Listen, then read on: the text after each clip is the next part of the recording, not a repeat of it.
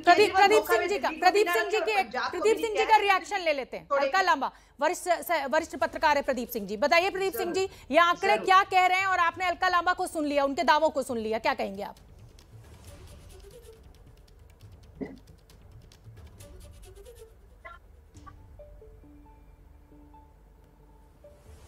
नहीं, देखिए शोभना जी, एक बात तो तय दिख रही, जो ओपिनियन पोल के आंकड़े कह रहे हैं उनसे बड़ा साफ है कि आम आदमी पार्टी को एडवांटेज है, वो रेस में आगे दिखाई दे रही है। लेकिन कांग्रेस में जिस तरह से अंदर सिरफटवल चल रही है, उसको देखते हुए मुझे लगता है कि चुनाव आते आते कांग्रेस की स्थिति और खराब होने वाली है।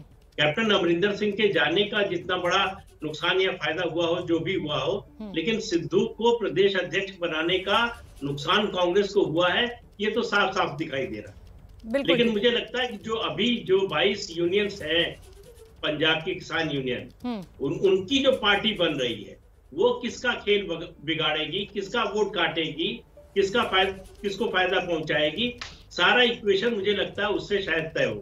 मैं वीना जी का, जो कि आम आदमी पार्टी की नेता है, उनका रुख करना चाहूंगी। आम आदमी पार्टी सीधी टक्कर में दिखाई दे रही है, लेकिन पिछले चुनाव में 2017 में भी टक्कर में थी, लेकिन जब नतीजे आए तो बिल्कुल पलट आए। क्या है आपका आकलन? भगवंत मान के चेहरे पर आप घोषणा नहीं कर रहे हैं, आपको लग रहा है जनता साथ आएगी? देखिए, पंजाब में आम आदमी पार्टी की सरकार बन रही है और सारे सर्वे में यही सीधा क्लियर हो रहा है। आप देखिए, जैसे सारे सर्वे में नहीं हो रहा है, सिर्फ एक एजेंसी कह रही है, सिर्फ एक एजेंसी आपको जिताती हुई नजर आ रही है, इंडिया हेड चैनल की। आप देखिए ग्राफ किस तरह बढ़ रहा है। और जहां तक कांग्रेस का सवाल है, कांग्रेस को वोट देने का मतलब है पंजाब में अपना वोट वेस्ट करना। हमने देखा चंडीगढ़ में क्या हुआ, चंडीगढ़ में कांग्रेस बिक गई भाजपा के हाथों में, और ये इसीलिए पंजाब के लोग, उनके लिए बिल्कुल क्लियर हो चुका है कि कांग्रेस को, अलका बीच में मत बोलिए, अलका जी एक कर अलका जी, देखिए सबकी बातें जब आप बोल रही थी सब शांत थे, आपके पास मैं फिर आऊंगी, मौका दूंगी आपको, सुन लेते हैं इनको, बोलिए। Thank you. जरूर। इनका तो अपना चीफ मिनिस्टर ही पार्टी छोड़ के भाग गया। पार्टी में आपस में इतनी लड़ाई है, कोई चन्नी जी सिद्धू जी से लड़ रहे हैं, सिद्धू जी बाजवा जी से लग रहे हैं, वो झाकड़ जी से लड़ रहे हैं, आपस में इनकी लड़ाई है कि कांग्रेस तो अपने आप ही आपस में खत्म हो रही है पंजाब में। जहां तक पंजाब का सवाल है, आम आदमी पार्टी की सरकार बन रही है। पिछले कांग्रेस के शासनकाल में जितने स्कैम हुए, चाहे रेट का स्कैम हो, आपने अपना दावा पेश कर दिया। मेरे वरिष्ठ सहयोगी दिबांग मेरे साथ बने। वीना जी आऊंगी।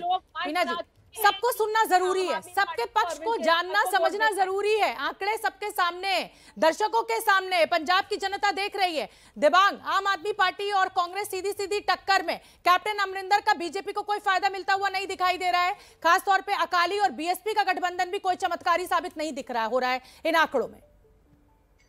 जी हाँ शोभना, ये बात सही है। और देखिए, मैंने किसान नेताओं से लगातार बातचीत की और उन्होंने कहा कि बहुत मुश्किल होगी बीजेपी के नेताओं को वहां पंजाब में घुसने में, प्रचार करने में। वो एक बात दिखाई दे रही है कि जिस तरह से फार्म लॉज का पूरा एजिटेशन चला, बीजेपी का जो रवैया रहा, उसका खामियाजा बीजेपी इस बार उठाएगी।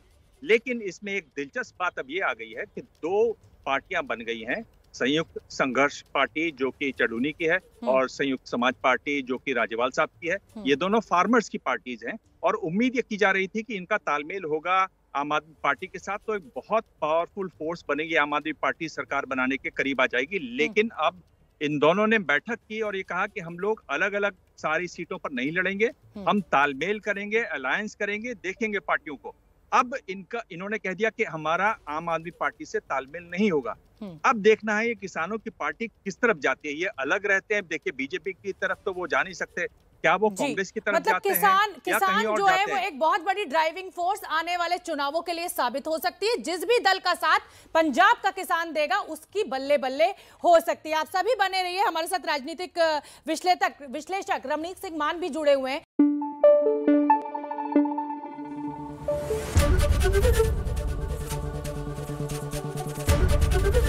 एबीपी न्यूज आपको रखे आगे।